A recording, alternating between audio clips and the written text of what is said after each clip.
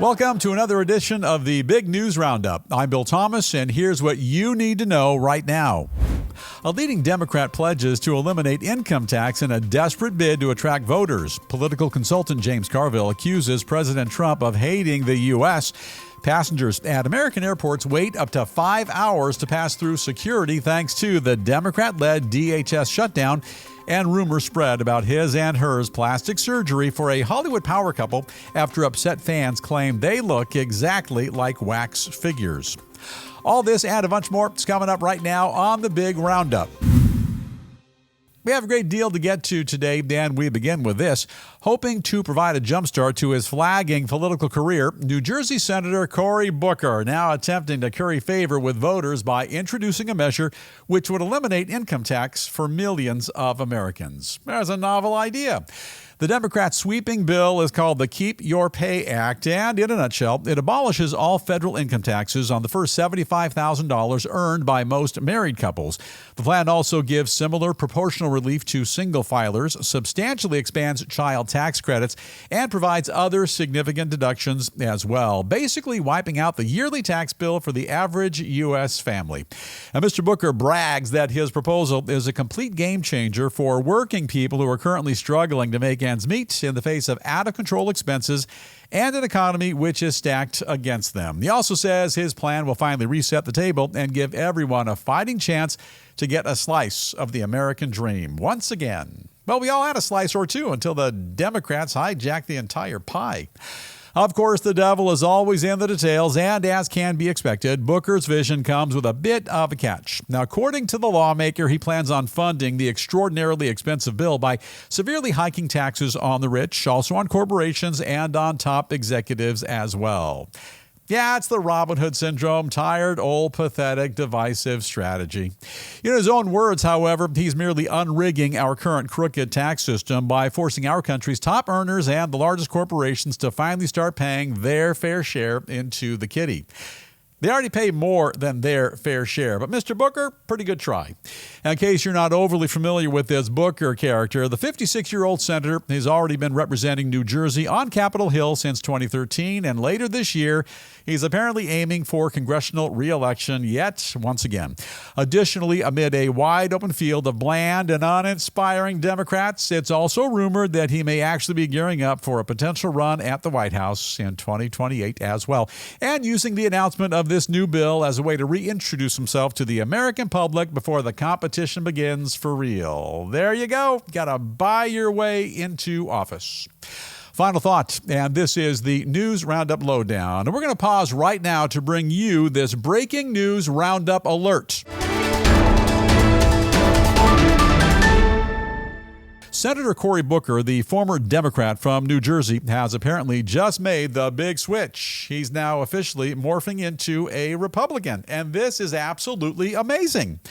Look, I don't like this guy or anything he stands for. His goofy diatribes are far too much, and he always looks like he has rage in his eyes. Calm down there, Cory Cakes. Relax. However, and in his defense, he's apparently seen the light, and he's now on board with what the Republicans have been advocating all along: lower taxes. You know, President Reagan said it. President George Herbert Walker Bush was also on board. And Editor Pronoff, if it's not too taxing for you, cut number 41, please. Read my lips. No new taxes. Yeah, I'll sign off on that. Now, admittedly, it took a chunk of time, but Big Bad Booker finally coming around. If working folk can keep more of the money they're earning, they'll have more spending power. Money will then be pumped back into the economy, tax dollars generated, and I think they call that a win-win. Now, here's the real odd part. Kooky, cranky Cory, the Booker from yestertime, he used to call Republican-led tax cuts reckless. If memory serves correctly, always does, he referenced those evil cuts as a moral obscenity and fiscal malpractice. Yeah, it's kind of peculiar, but I suppose from time to time, people change. On the other hand, the Corylicious one is facing a midterm election in just a matter of months, and as the Democrats are often wont to say, any election worth winning is an election worth buying, or stealing, or rigging, or something like that. Cory Booker, in my mind, you are a fake and a phony, but good luck with that new agenda. We'll switch things up just a bit now. Shift our focus to a longtime Democratic collaborator who just can't seem to keep that big trap shut when it comes to insulting both our commander-in-chief as well as the entire Republican Party. So be quiet already and have an alligator burrito. In a new interview, commentator and political guru James Carville now reaching an all-time low while taking a number of cheap pot shots at President Trump, the war in Iran, and a whole bunch more. The guy they unaffectionately call the Ragin' Cajun kicked things off by going ballistic on 47's war plan, working himself into a fever pitch, and complaining he has absolutely no idea what the heck the Trump administration is doing, and that's when it comes to fighting Iran. Actually, the Trump administration has a real good idea. Furthermore, he then doubles down by claiming that Team Trump has never said exactly why they're doing it either, before predicting that no matter what eventually happens, Democrats are headed for a massive victory in the upcoming midterm elections. Nice fantasy, but Wizard of Oz is far better. I love a good fantasy. Meanwhile, Carville doesn't stop there. Goes on to boast about how much he personally hates President Trump, saying that right now he doesn't think he dislikes him nearly enough and that he constantly prays for the strength to detest him even more. Sounds like somebody got up on the wrong side of the futon this morning. He then continues his childish tantrum by working himself into a lather and declaring that in his sincere opinion, the president doesn't like the United States at all. Correct. That's why he's protecting the border, fixing the economy, and standing up to global terrorists. Among his complaints, the 47 clearly does not respect our laws, that he evidently doesn't like the U.S. Constitution either, and that he clearly doesn't act in the best interest of the American public, instead disregarding our longtime allies while instead kowtowing to our enemies. I don't think he's kowtowing to Iran. You may have got that one kind of backwards there, Mr. Carville. In closing, the long-winded and insufferable Carville finally cuts to the chase by finally admitting what he's been obviously wanting to say all along, that when push comes to shove, he flat out doesn't like the president at all. Well, you know, in a perfect world, James Carville, his opinion would actually matter. Final thoughts, and this is the News Roundup Lowdown. Here's the way it all pans out. In life, there's absolutely nothing more important than what James Carville does and doesn't like. And to learn that Mr. Carville is not fond of President Donald J. Trump, it just rattles me to my core. And I'm not even sure I'll be able to complete today's program. In fact, Editor Pronoff, if you would please, a couple of aspirin and a bottle of Dr. Pepper right over my shoulder. I don't know if it's going to help, if it's going to do any good, but at this point, it's worth a shot. Vanish that now. First up, Brother Carville, the Carvilicious one, is convinced that the Democrats will win big in the upcoming midterm elections, but he also said that Al Gore would beat George Bush, and that was back in 2000. He said Hillary would beat Trump in 2016, and if memory serves correct again, he said cackling Kamala Harris would beat Trump in 2024. That was a long time ago. Don't recall how that one panned out. I'll have to do some research on that. In other words, if he was a Major League Baseball player right now, he'd have a 0 batting average. And best case scenario, he'd be demoted to bat boy or team mascot or cheerleader. Now, Carvey boy James Carville claims he has no idea why we're at war with Iran, and he's correct. He's that dense, he has no idea. He hasn't got a clue. In his defense, he may have missed the part where Iran has perpetually threatened Israel, threatened the U.S. as well, and is doing all they can to become a nuclear power, which would make them a legitimate global threat. Yeah, there's tons more, but I don't want to overburden the Southern gentleman, and that should hold him over pretty much for now. Grandpa Jimmy Boy's other daft comment regarding why we think the new Supreme Leader will be somehow better than the last one. Well, here's the deal. The next leader has just been announced, and basic math indicates that it would be clearly in his best interest, as well as the best interest of the country around, to plot a new course or face the potential for dire and deadly consequences down the road.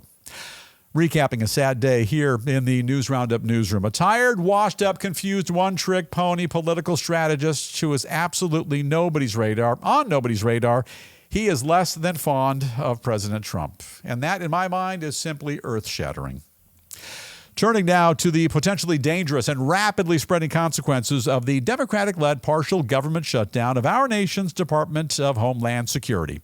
According to reports, waiting times for passengers to make it through Transportation Security Administration checkpoints, TSA checkpoints, at many of our country's leading airports already stretching up to nearly 4 hours as the critical spring break travel period rapidly approaches. It's just around the bend. So, officials are blaming those long delays on a growing number of absences by TSA workers who are about to miss their first round of paychecks due to the shutdown and who are reportedly taking unscheduled time off as a result. In the meantime, extremely long waiting times are now being reported at key airports in Houston, Atlanta, New Orleans, and more, and travelers now being advised to arrive up to 5 hours before their flights in order to make sure they make it to the gates on time. For their part, DHS is placing the blame squarely on the shoulders of Democrats for refusing to reach a deal to restore funding to their department. They accuse the Dems of holding our nation's critical spring break travel rush hostage for political reasons, adding that they're now facing extreme TSA staffing shortages, all due to what they call financial hardships. Making things worse, the airlines now say they're expecting to see a record number of travelers this spring, and that moving forward, we can all expect to experience very long lines unless something drastically changes in the near future. In other words, ditch the flight and go Greyhound, or buy a skateboard with training wheels. And final thoughts, this is the News Roundup Lowdown. Hey, please keep this story in mind when the midterm elections come a-calling, and they're going to be here in no time at all. Here's the deal. If Democrats were school children, they would rapidly be sent home with a note and a sealed envelope for their parents to read after supper. And that note would read, "Your Democrat son or daughter does not play well with others." Right now, because Team Blue is not getting everything they want with regard to specific pieces of legislation, they're going to foul everything up for the very people who helped them land their cush jobs with six-figure salaries. Yeah, that and tons of juicy perks. They're playing hardball with the American public, compromising aviation safety, wreaking havoc on travel schedules, and doing all they can to hamstring our country's air transportation system. These are your elected representatives who have no problem forcing you to get to the airport several hours in advance of your flight, which you hope won't be delayed or canceled.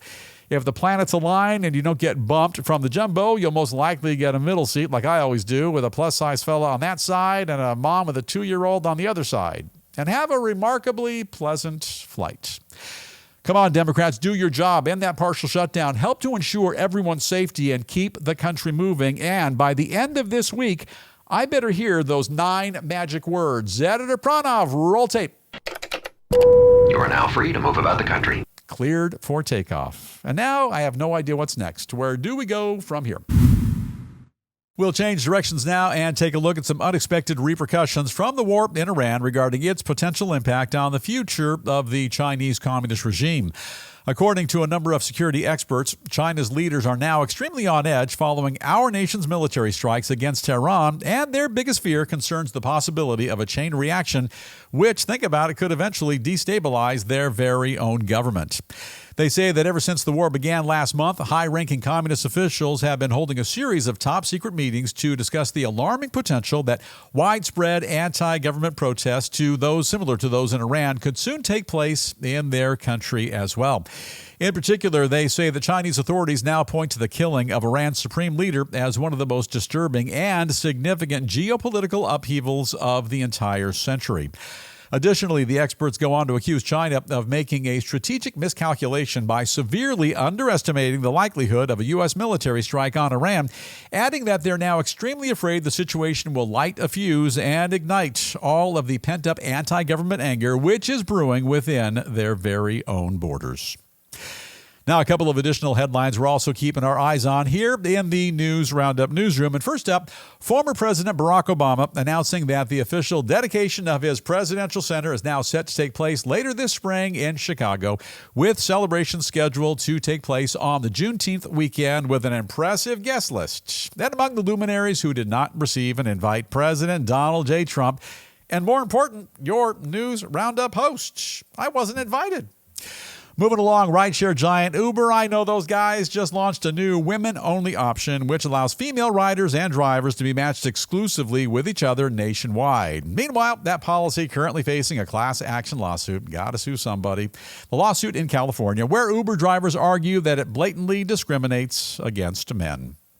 And turning now to a brief update concerning the war in Iran, President Trump confirms the U.S. military offensive against Tehran has been extremely effective, adding that it could end very soon.